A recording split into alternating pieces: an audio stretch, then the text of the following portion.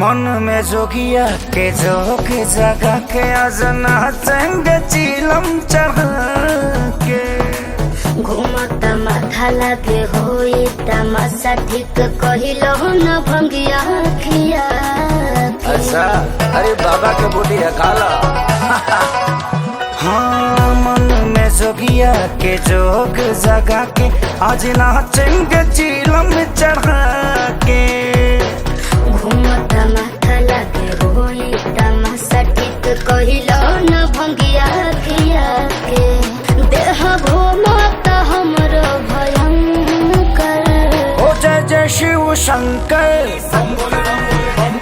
कांटा लगे ना कंकर। ओ जय जय शिव शंकर कांटा लगे ना कंकर की प्याला तेरे नाम का पिया। मैं गिर जाऊंगी मैं मर जाऊंगी जो तूने मुझे थाम लिया ओ पिया।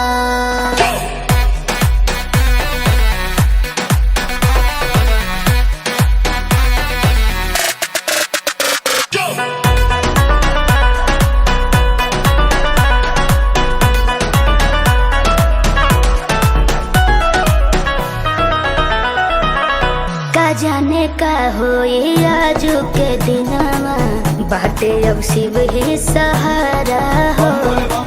थिर के कदम बाटे गजबे उमंग में वैसन करी हो ना फिर दोबारा हो। हाँ मस्त मलहूँ छोड़ी सरहूँ झूमो बमस्ती में मार के दम भूल जगम कुछ ना होई कस्ती में।